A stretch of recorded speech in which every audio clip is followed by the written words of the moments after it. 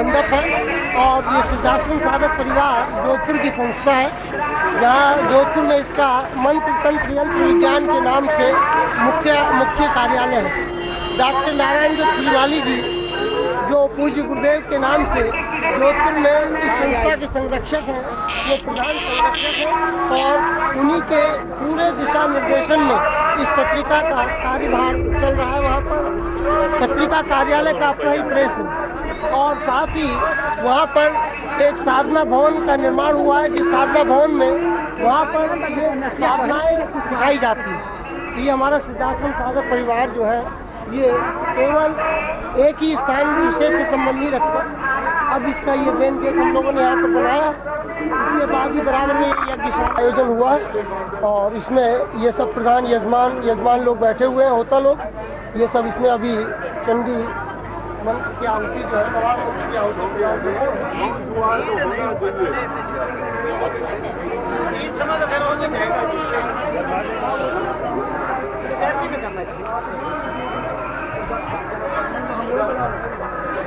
जानकारी है, इसीलिए देखिए ना शब्द ये कैमरा लेके आना जानकारी करना।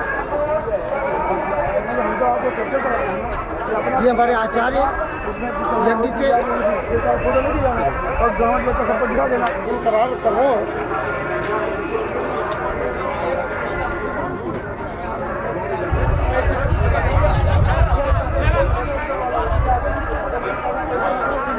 हाँ बोलिए।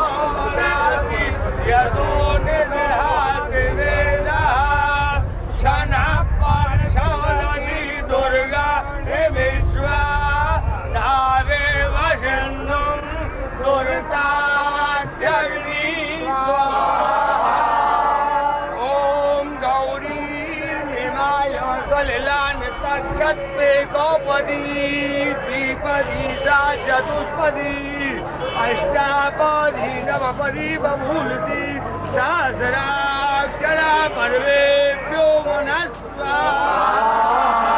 ओम तत्वायामि ब्रह्मणा वन्दमाना सदासे यमानो अभिमि अहेनमानो वर्णे हवो द्युरुजसवान आयो प्रमोषी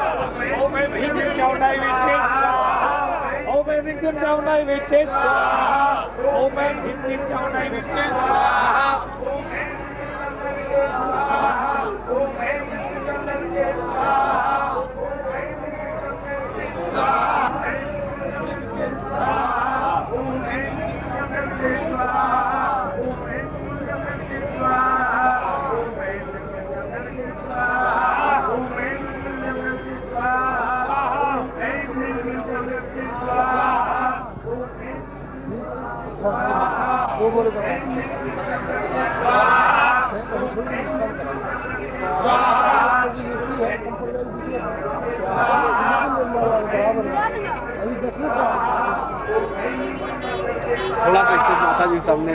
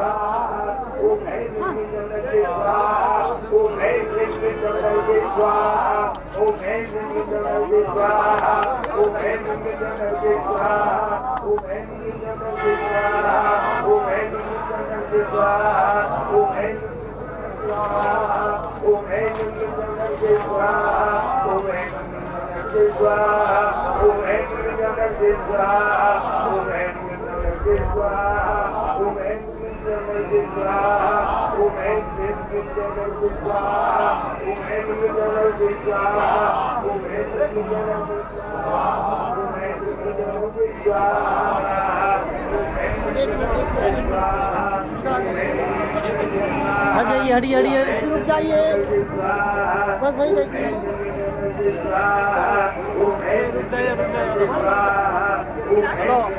वहाँ खड़ा हो जाए, यहाँ सभी आदमी रुक जाइए, रुक जाइए।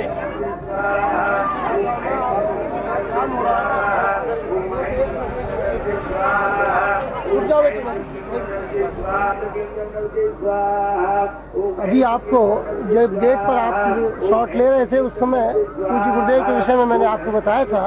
डॉक्टर नारायण दत्त श्रीमाली, ये इनका गृहस्थ योगी का नाम है, जोधपुर में निवास करते हैं राजस्थान में। और इनका सन्यासी नाम जो है स्वामी निखिलेश्वरानंद परमहंस महाराज है, जो कि सिद्धाश्रम में इस नाम से जाने माने जाते हैं। और हिमालय में जो सन्यासी शिष्य हैं इनके, वो स्वामी निखिलेश्वरानंद परमहंस नाम से परिचित है।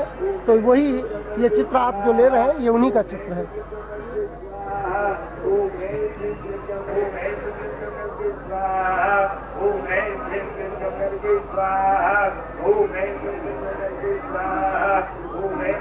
ये जो शॉट आप ले रहे हैं, ये महाविद्या में सबसे उग्र देवी हैं, छिन्नमस्ता नाम है इनका। तो ये छिन्नमस्ता महाविद्याएं 10 हैं, उनमें से उग्र देवियों में से ही इनकी गिनती है। और साधक लोग अपनी साधनाओं में इनको सिद्ध करते हैं, इसलिए कि इसके माध्यम से वो अपने भौतिक जीवन की किसी भी प्रकार की न्यूनता को दूर कर सके।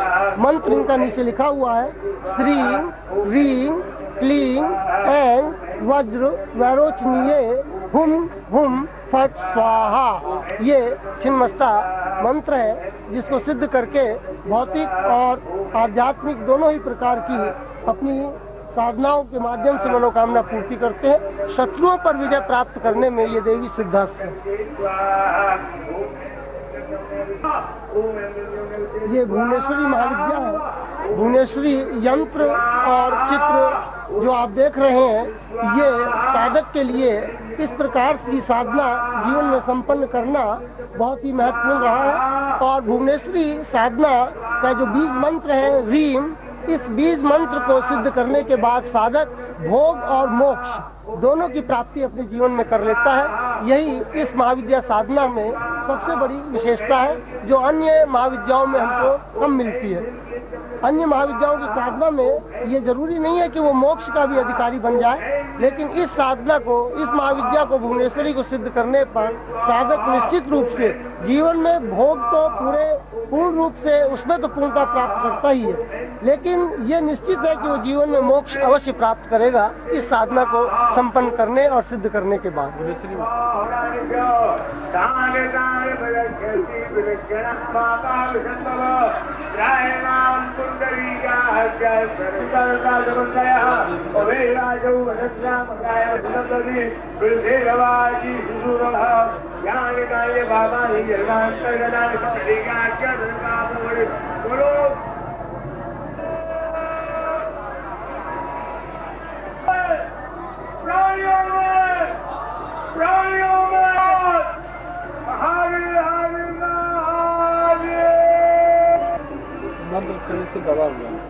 चलिए,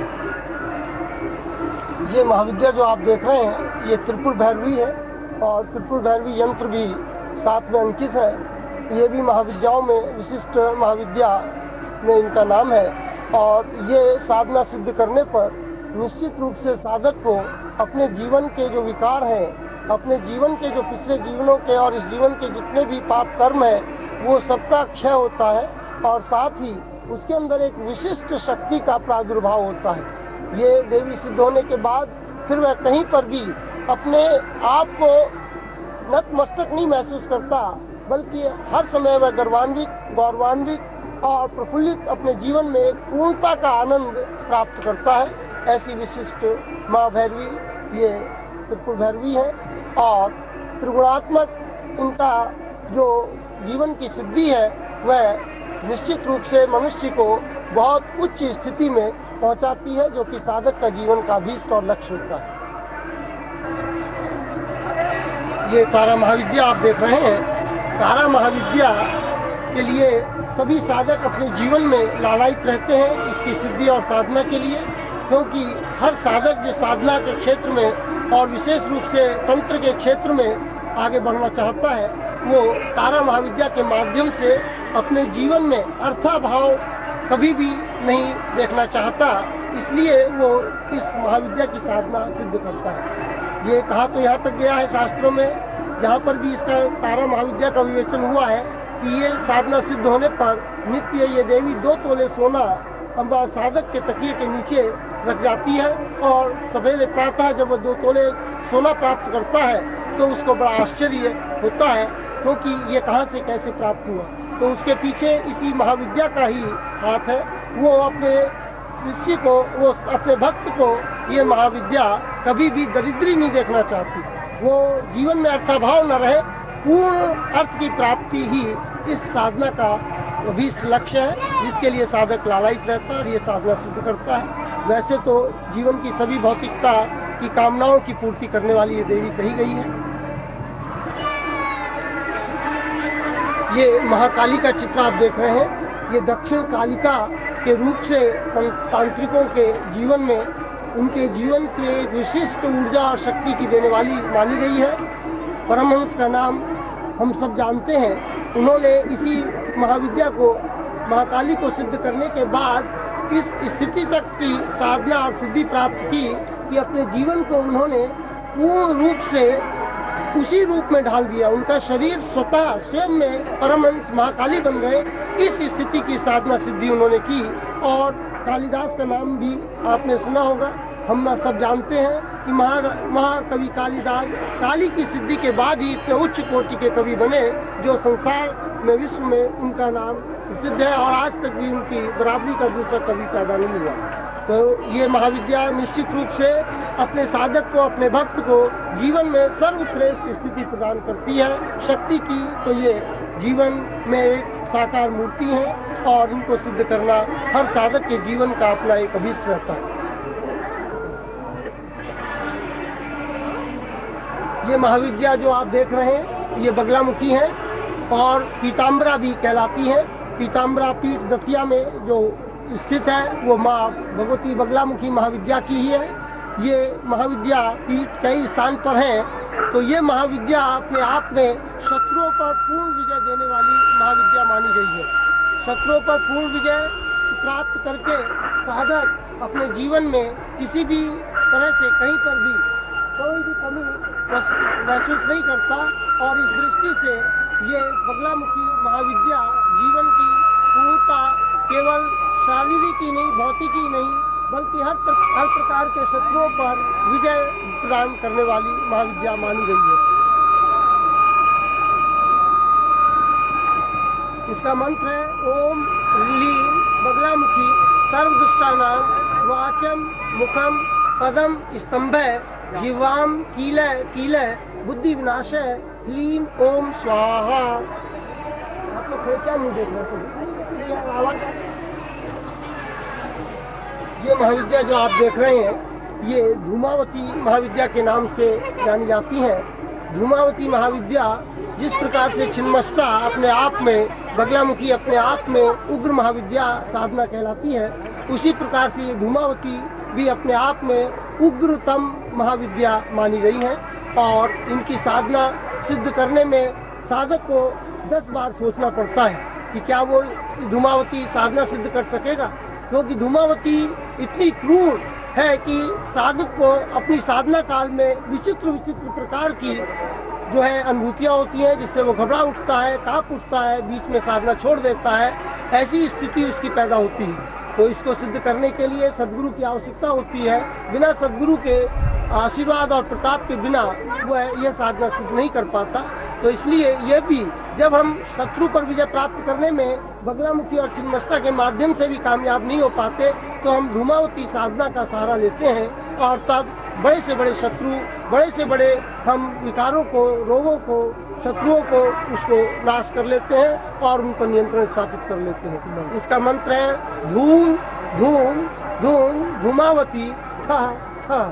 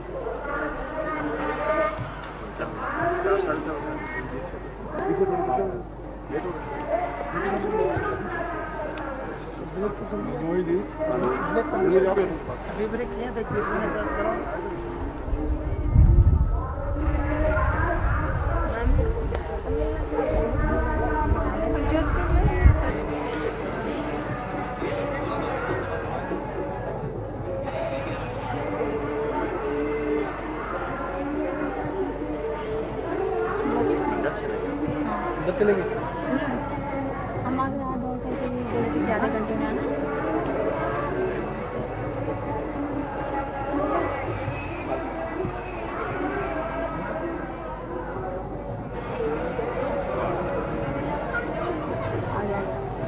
आधी आ गई। आ गया। आधा टिकट लेके चला करो मेरा। तक का तो आधा ही टिकट लेके चल रहा है।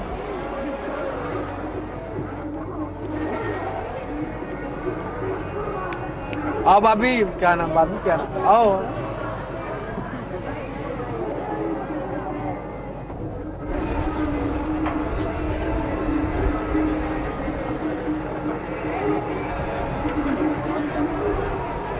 ड्यूटी लगी है, इनकी ड्यूटी लगी हुई है।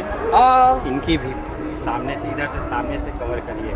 हाँ, ये बहुत ज़्यादा हंस रही ना दूसरों पे। हमारा फोटो आएगा भाई। आप भी आ जाइए। मैं आ जा रही हूँ आपकी जगह।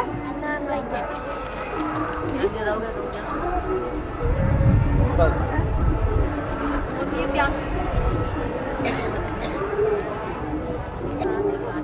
क्या ढूंढी होगी सूरज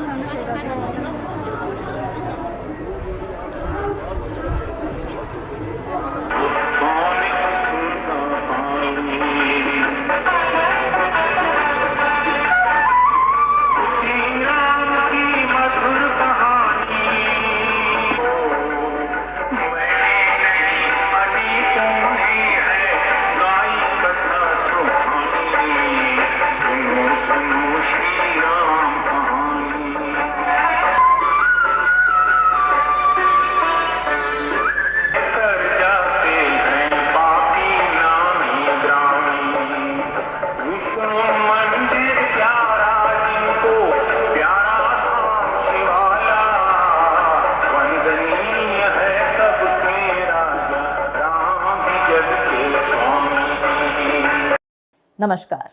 अगर आप सद्गुरुदेव डॉक्टर नारायण दत्त श्रीमाली जी के दीक्षित हैं या फिर आपके पास उनसे जुड़े हुए कोई भी अनुभव है, तो नीचे दिए गए हुए नंबर पर वीरल पटेल जी को मैसेज कीजिए या फिर फ़ोन कॉल कीजिए और अपने अनुभव ज़रूर शेयर कीजिए। डॉक्टर नारायण दत्त श्रीमाली जी के आत्मकथा का संकलन करने में मदद करें। धन्यवाद।